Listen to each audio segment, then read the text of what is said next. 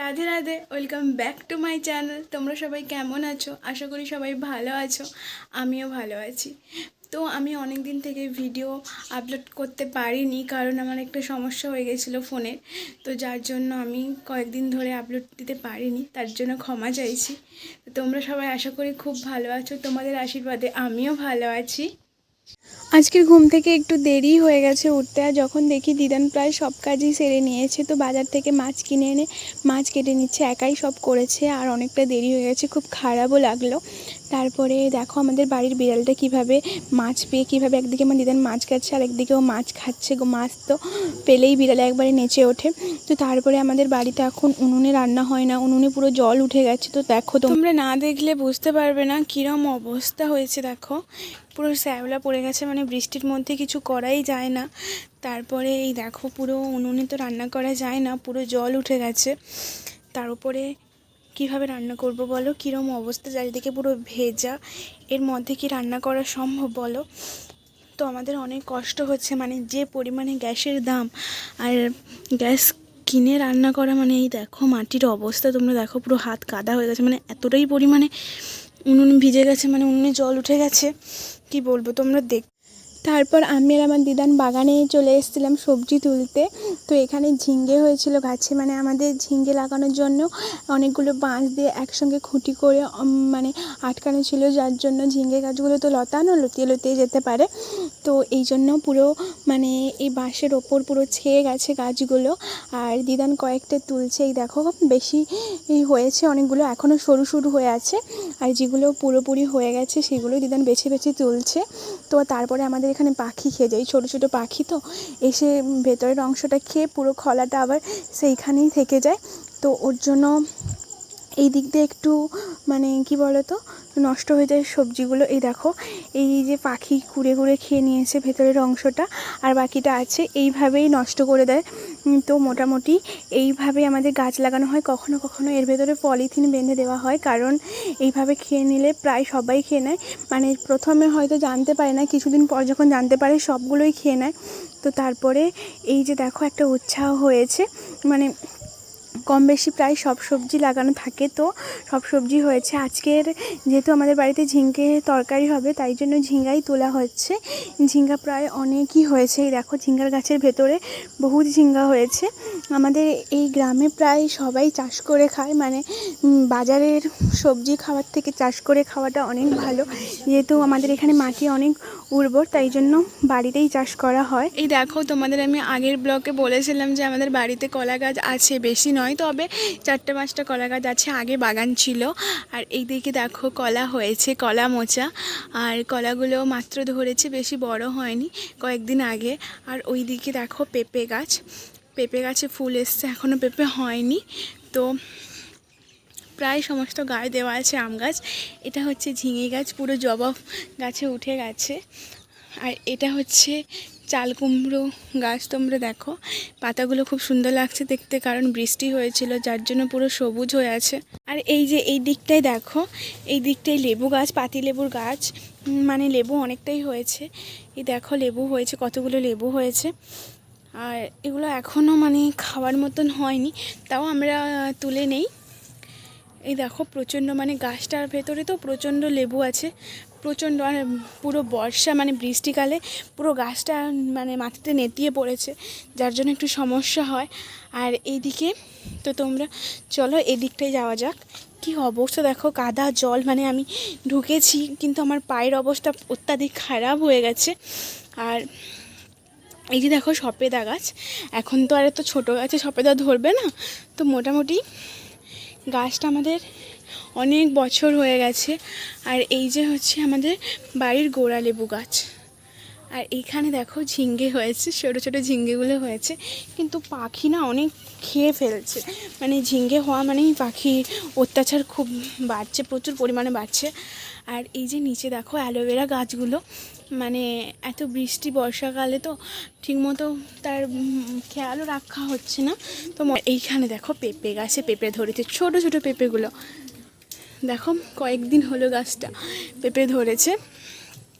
আর ওই দিকে একটা পেঁপে গাছ আছে, কিন্তু ওই গাছটা পেঁপে ফুল হয়েছে কিন্তু পেঁপে হচ্ছে না।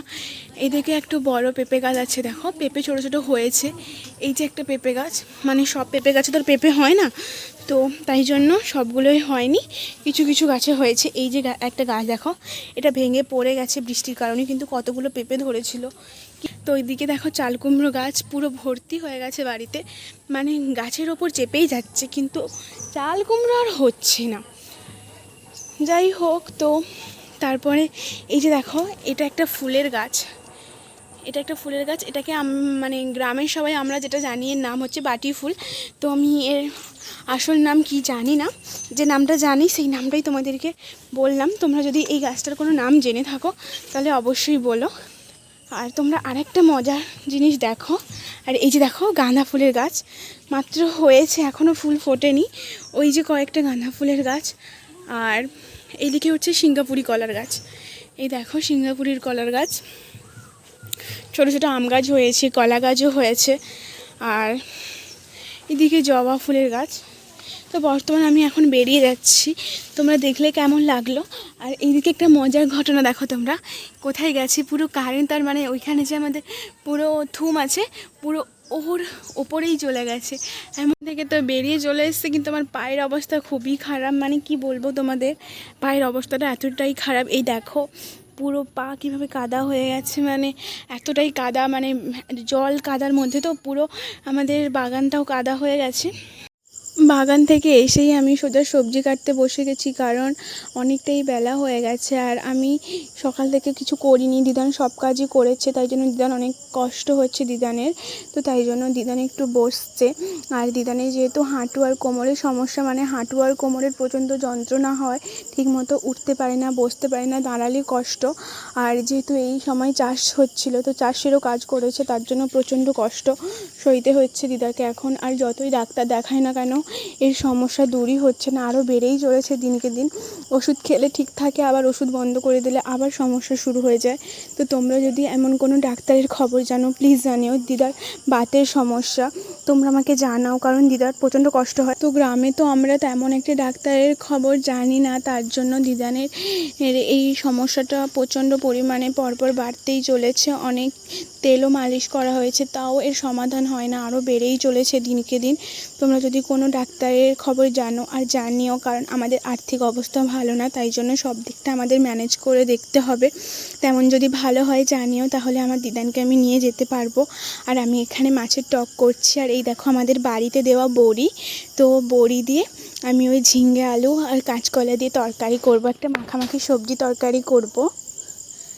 তো তার জন্য আমাদের এখানে প্রচণ্ড টক খাওয়া হয়। আমাদের ওই যে তোমরা দেখলে আমচুর, ওটা হচ্ছে আম মানে শুকনো করে সমস্ত, মানে আচার যেমন করা হয় ঠিক তেমনই ভাবে ওটাকেও আমাদের সঞ্চয় করে রাখা হয় সারা বছর টক খাওয়ার জন্য। গ্রামে প্রায় সবাই করে, আর শহরের দিকে আমের গুঁড়ো পাওয়া যায়, তো সেটা আমাদের ব্যবহার হয় না, সেটা আমাদের ভালোও ঠিক লাগে না, তো কখনো জানি না কেমন টেস্ট, তো শুনেছি আমি তাই বললাম।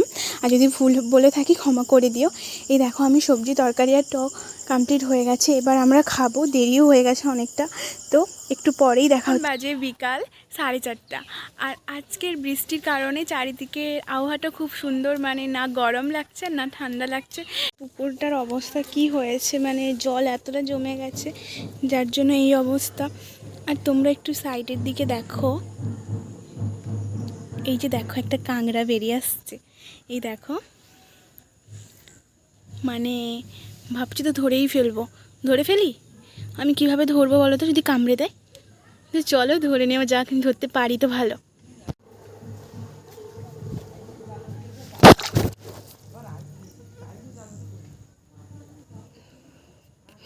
ধরে ফেলেছি, বিশ্বাস হচ্ছে না, আমি ধরে ফেলেছি, এই দেখো ধরে ফেলেছি, বুঝতে পারছো? আমার তো খুব আনন্দ হচ্ছে, আমি জাস্ট বিশ্বাস করতে পারছি না। এই দেখো কীভাবে এই কাঁকড়াটা হচ্ছে পুকুরের কাঁকড়া, এটা পুকুরেই থাকে, তো তোমরা দেখো আমি তারপরে ছেড়েই দিয়েছি, কারণ আমি মিছিমিছি ধরে কি করব, তার ব্যথা লাগছে, তাই জন্য আমি পুকুরেই আবার ছেড়ে দিয়েছি। যেখানে থাকছিল সেখানেই ছেড়ে দিয়েছি। এমনি আমি ধরেছিলাম, কিন্তু আমি বিশ্বাস করতে পারিনি আমি ধরে নেব। একটু হাতে কামড়েও দিয়েছে। কি বলো তো, আমাদের অভ্যাস আছে। আর তোমরা যারা আমার ব্লগ দেখো তোমরা জানো এটা আমাদের বাড়ির রাস্তা। আর যদি না জেনে থাকো তাহলে, কখনো যদি আমার ব্লগ না দেখো, প্রথম যদি দেখছো, তাহলে আমাকে একটু সাপোর্ট করে এখনই চ্যানেলটা সাবস্ক্রাইব করে দিও। এবার যদি তোমরা ইউটিউব থেকে দেখছো তাহলে চ্যানেলটা সাবস্ক্রাইব করো, আর যদি ফেসবুক থেকে দেখছো তাহলে ফলো করে দিও। আর এই দেখো আমি তারপরে বাড়িতে এসেই আমাদের এখানে তালের বড়া হবে। তো আমি তালের বড়া যেহেতু করব, দিদান বলছিল অনেক দিন থেকে, তাই জন্য আমি আজকে তালের বড়া করব। তো তার জন্য আমি প্রথমে চাল বেটে নিচ্ছি আমাদের শিলনোড়িতে। তো প্রথমে চালগুলো ভালো করে বেটে নিলাম, কারণ আমাদের তো এখানে অন্য কোনো সুবিধা নেই, তার জন্য শিলনোড়িতেই চালগুলো আমি বেটে নেব। তো শিলনোড়িতে আমি চালগুলো বেটে নিয়েছি, অনেকগুলো চাল।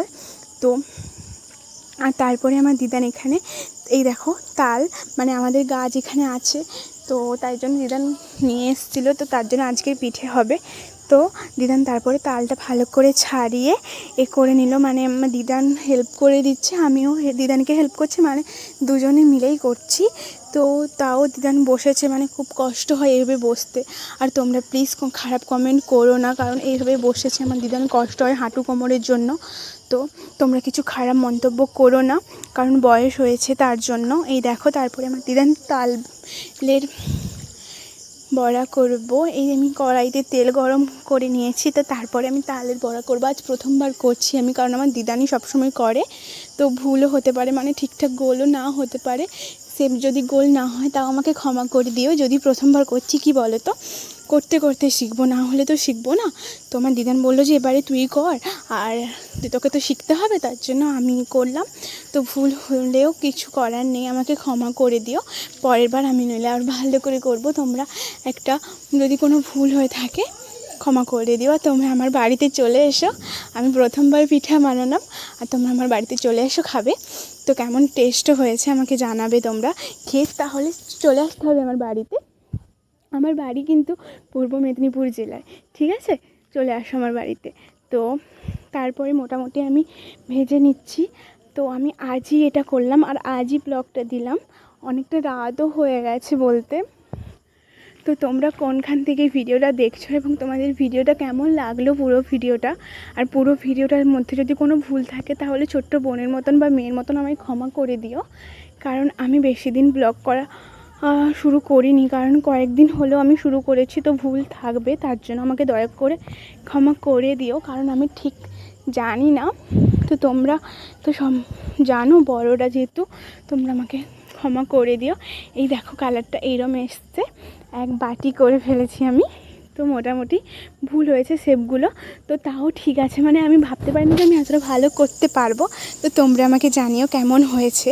আর এই দেখো লালও কালারটা এসছে, দিদান বলেছে ঠিক আছে, হয়তো ভুল হয়েছে, কিন্তু দিদান আমাকে বলেছে ঠিক আছে, তো পরের বারে আরও ভালো হবে, তো চিন্তা করার দরকার নেই। তো তোমরা আমাকে জানিও যে কেমন হলো, আর তোমাদের কেমন লাগে তালের বড়া, কতবার হয়েছে তোমাদের বাড়ি। এই পর্যন্ত, দেখা হচ্ছে পরের ব্লগে। তোমরা সবাই ভালো থেকো, আর ব্লগটা ভালো লাগলে একটা লাইক এবং সাবস্ক্রাইব করে দিও চ্যানেল যদি নতুন হয়ে থাকো, আর আমাকে একটু সাপোর্ট করো। তোমরা সবাই ভালো থেকো, টাটা, রাধে রাধে।